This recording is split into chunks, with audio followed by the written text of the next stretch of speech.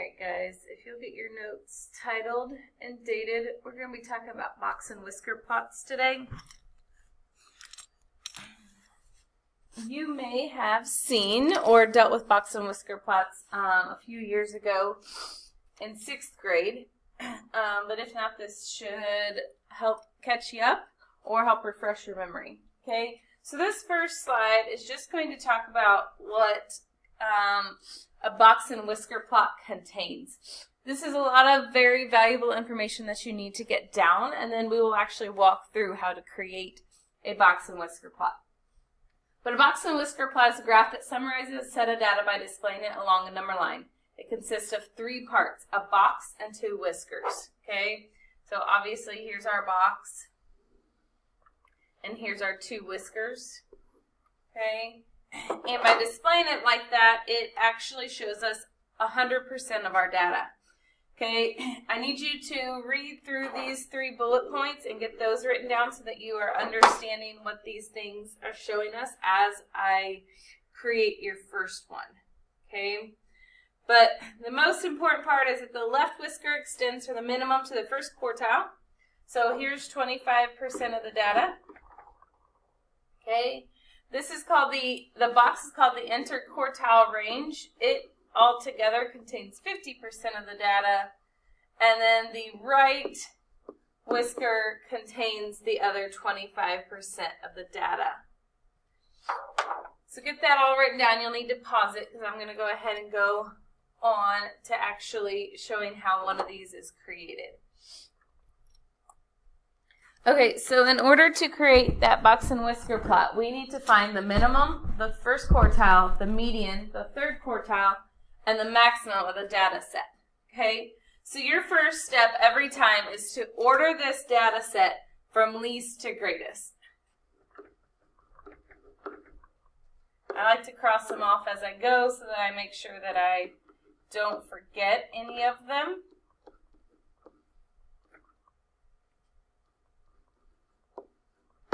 Oops.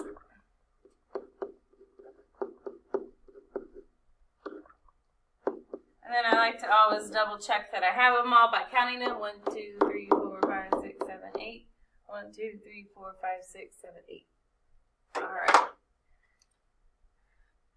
Alright, so once you have them listed from least to greatest, your minimum and maximum have already been found for you. So your minimum obviously is the smallest number, and your maximum is the largest number.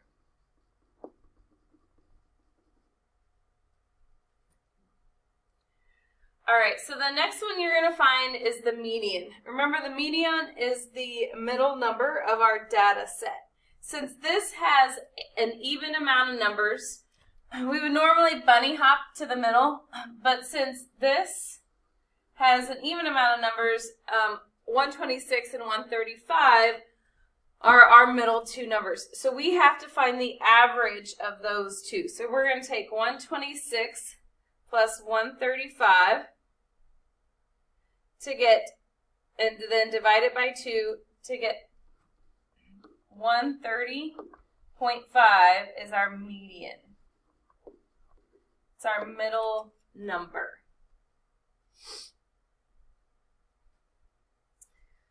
All right, so when we then go and find our first quartile, it's going to be our median of our lower 50% of our numbers.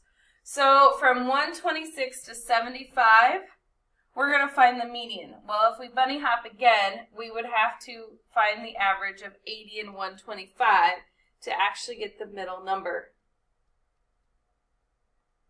So we're going to add them together and divide by 2. So the first quartile is going to be 102.5, and we're going to call that Q1. And then we're going to do the same thing on the upper numbers, so 135, 140, 140, and 350. So obviously 140 and 140 added together and divided would still be 140. So it's going to be our Q3. So at this point, we would be able to make our box and whisker. We would put our first dot at 75 and our other whisker at 350, and then we would make up the box in between. Now this question just asked us to find all of them. So once we found all of them, these 5 numbers would be our final answer. On the next one, we're actually going to create the box and whisker plot.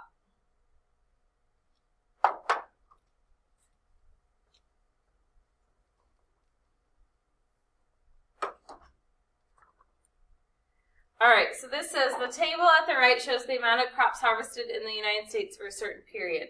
What box and whisker plot represents the data?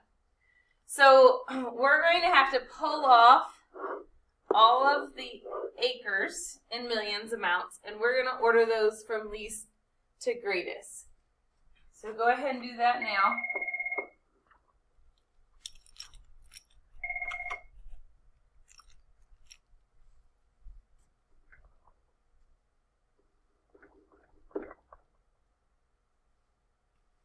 Cross them off as I go.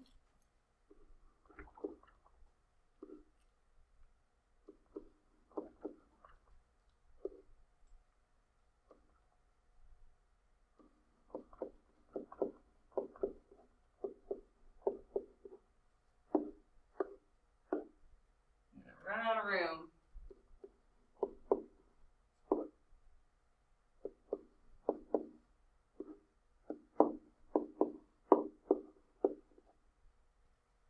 All right, so our minimum is going to be 303. Our maximum is going to be 321.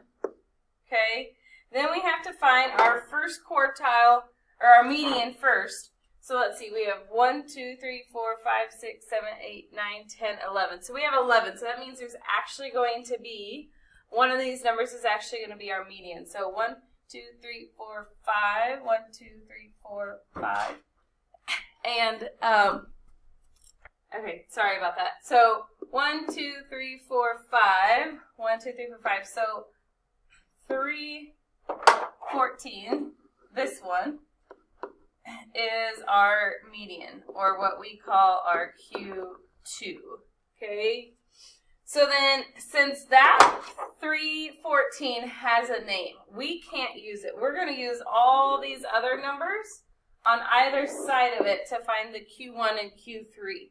So there's 5 on the left-hand side of it, so we're going to bunny hop again. So the median of that data set is 311, so that's going to be our Q1. We're going to do the same thing on the upper numbers, so 316 is going to become our Q3. So guys, then you have to create a number line. Okay, and obviously we're not going to start at 0 because our numbers start at 303. So I'm going to start at 300. And I'm going to count, let's see, we go to 321, so I'm going to count by 5s.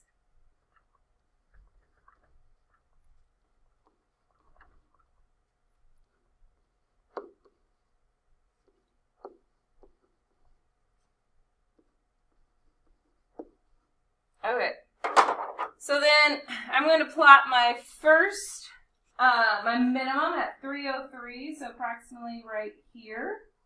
It's my whisker. I'm going to go down here and I'm going to plot my maximum at approximately, probably right about here. And then I'm going to put a line on my Q1, my Q2, and my Q3. So at 311, that's starts my box. At 314 is going to be the median in my box. And then at 316 is going to be the end of my box. So then I'm just going to connect them all. So I'm going to create my box by connecting those 3. And then I'm going to connect my whisker to the end of it. Now guys, remember that 25% of the data, 25% of the numbers falls between this minimum and the first quartile, the start of my box. So if I said, what percent of the data falls between 303 and 311, you would say 25%. If I asked how much of the data fell between 303 and 316, that's the end of your box, so that would be 75% of the data. 50% of the data falls between 303 and our median, which is 314. So we can tell lots of things just by looking at our box and whisker graph. We're going to actually answer a few questions by looking at one. I want you to pause the video and I want you to make a box and whisker plot for this set of data and then check to make sure you're right. All right, so you should have gotten the minimum of 4, the Q1 of 9, the median of 14.5, the 16 is the Q3, and 34 is the maximum. So I chose to count by 2s. Ones would maybe be too small of a scale, or you could have counted by 5s, I guess. And then this is the box and whisker graph that you should have come up with.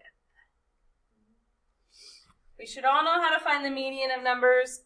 So that's really just knowing where the Q1 and Q3 information falls is really the only new thing here.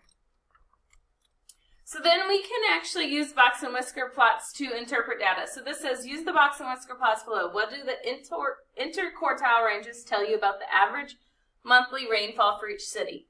So we have Miami on this first box and whisker plot, and we have New Orleans as the second one. So they're talking about the interquartile ranges, which is right here with the box on both of these data. So first of all, you could tell me who has more average rainfall. So obviously, Miami has more average rainfall. They go from about not quite 2.5 to a little over 7 inches. And New Orleans has not quite 5 to a little over 6. So obviously Miami, Florida has the most amount of rainfall.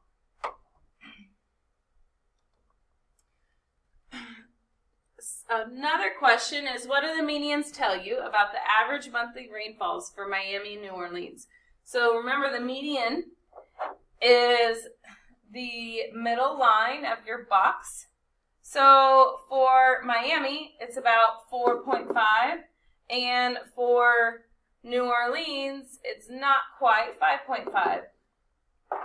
So you could say that New Orleans has a higher median, higher average inches of rainfall.